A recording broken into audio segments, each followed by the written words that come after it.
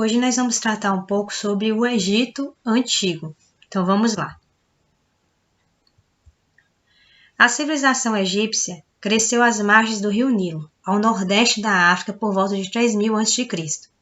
Assim como o povo da Mesopotâmia, o povo do Egito também, ele vai surgir em torno de um rio, só que é do rio Nilo. Mas onde é que ficava o Egito? A localização do Egito é na África, nessa região, próxima ao mar Mediterrâneo, como vocês podem perceber. O Egito ele foi construído em torno de todo o rio Nilo, então esse percurso todo aí que vocês estão vendo no mapa é o rio Nilo. Ele vai desaguar aí nessa região que nós chamamos de delta do rio Nilo e vai se originar de alguns rios, como o rio Branco, o rio Nilo Branco e o rio Nilo Azul. Que benefícios o rio Nilo trazia para essa população?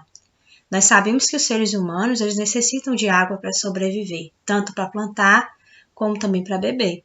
Então, neste caso, nós temos aí no caso um rio Nilo que ele vai trazer vários benefícios para essa população. Era um local que dava acesso a outros territórios, como nós vimos no mapa, no slide anterior, nós vimos que o rio Nilo ele corta todo o Egito. Então, ele também era utilizado como meio de transporte. Ele também transportava matérias-primas. De lá era extraído e transportado também de outras regiões o barro e também a pedra, que eles utilizavam em suas construções, nas construções de suas moradias. Na alimentação, contribuía tanto para a pesca, como também na questão da fertilização do solo, tornando ele propício para o plantio. O rio Nilo já era possível navegar, o povo do Egito já navegava. Então, tanto para a questão do comércio, como também para uma questão de transporte também, eles utilizavam os barcos para poder navegar. No início, eles utilizavam uma madeira, que é conhecida também como papiro, e depois eles passaram a utilizar o cedro, que era outra madeira mais resistente para a produção das suas embarcações. A fertilização do solo. De que maneira esse rio ele contribuía na fertilização desse solo? Nós vimos aí que o rio ele vai cortar todo o Egito. Então, as chuvas, ela tinha um período de acontecer, que era do final de junho até o final de outubro. Em novembro, esse rio ele baixava. Então, ele tinha um processo de inundação e depois esse rio baixava. Isso deixava o solo úmido e propício para arar. A chuva também contribuía na fertilização do solo, porque no momento em que o rio ele transbordava, o humus contribuía na fertilização desse solo. Então, aí vocês estão vendo aí um exemplo. Nós temos aí o rio Nilo, ele vai transbordar e depois que essa água ela baixa, é claro que ela vai ficar mais propícia para a plantação, vai ficar mais fácil de arar o solo, ele vai ficar pronto para se plantar. De que maneira eles poderiam saber se eles teriam um período de cheia ou de seca do rio Nilo? Nós vimos nos primeiros capítulos que quando a estrela Sírius surgia no Oriente, era tempo de cheia no rio Nilo. Mas tinha uma outra forma. Nós sabemos que o Egito ele cresceu muito, então ele se afastou de certa forma um pouco do rio Nilo. Então, havia uma forma deles medir, né, se o rio Nilo estaria cheio ou vazio. Vamos lá, então. Nós temos várias formas de medir a nossa temperatura, nós temos formas de medir a pressão do ar. Nossa temperatura, por exemplo, nós utilizamos o termômetro para ver se a nossa temperatura está regular ou não. Eles costumavam utilizar muito o nilômetro, que serve para medir a altura do rio Nilo. Eles costumavam construir poços que atingiam o lençol freático e, a depender do nível que a água subia, ele poderia saber se seria tempo de cheia no rio Nilo ou não. Então, era um recurso que os egípcios utilizavam para medir o período de cheia do rio Nilo. Obras hidráulicas. Assim como o povo da Mesopotâmia, eles também construíram canais, represas para aproveitar melhor o rio, o período de cheia do rio. Os primeiros povos que deram origem aos povos egípcios foram os nomos. Então, foram os povos que primeiro chegaram no território. Então, os primeiros povos eles se instalaram em torno do rio Nilo, e o rio Nilo ele permitiu que acontecesse essa sedentarização, assim como o povo da Mesopotâmia se sedentarizou entre o rio Tigre e o Eufrates. Logicamente, se nós temos um grupo de pessoas em um determinado lugar, nós vamos ter também uma estratificação social, que é uma divisão social.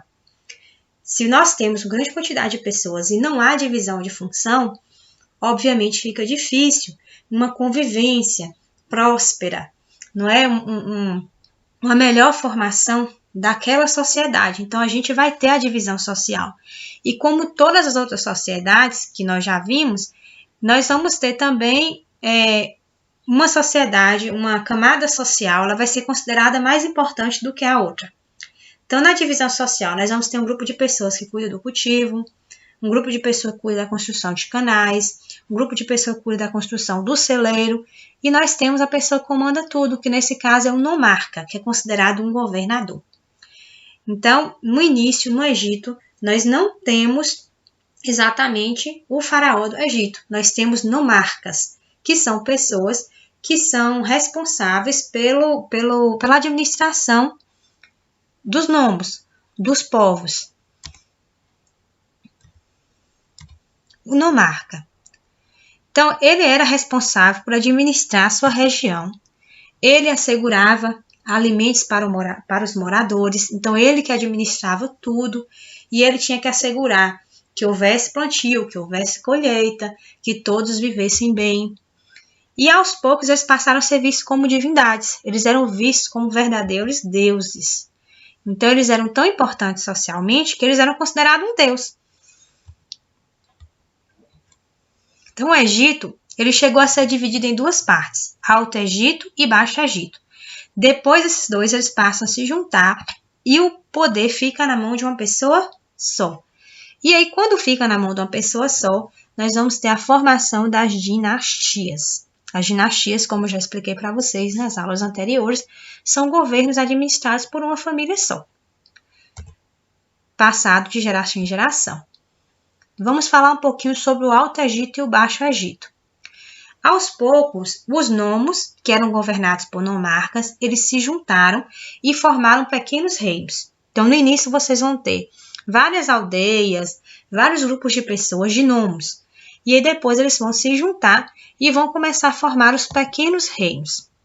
Em 3500 a.C., o Egito ele era governado por dois nomos, um que governava o Alto Egito e outro que governava o Baixo Egito. Eles são representados por esses turbantes. O Alto Egito, o nome do Alto Egito utilizava o turbante branco e o nome do Baixo Egito utilizava o turbante vermelho. Então, aí vocês estão vendo a divisão. O Baixo Egito, se vocês forem olhar pelo mapa, o Baixo Egito está em direção ao mar Mediterrâneo e o Alto Egito para o interior do continente africano. Prosseguindo. Então, nós tivemos, então, com o tempo, o Egito ele foi unificado. E o Alto e o Baixo Egito passou a ser governado por uma pessoa só, que é aquele que nós chamamos de faraó. Isso aconteceu a partir de 3200 a.C.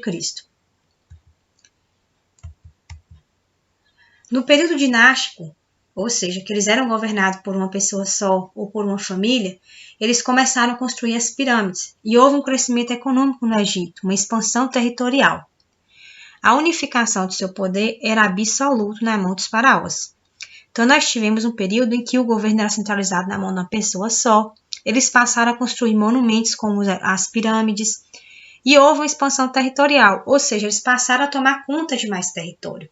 Eles aumentaram o território do Egito.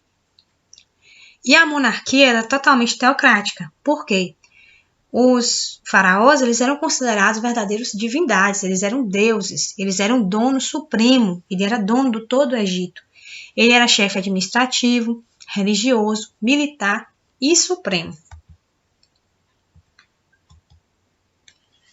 Os historiadores costumam dividir a cronologia do Império do Egito em três partes. Deixando bem claro para vocês que quando eu falo de império, é quando o governo foi centralizado e governado para a mão de um faraó só, de uma pessoa só.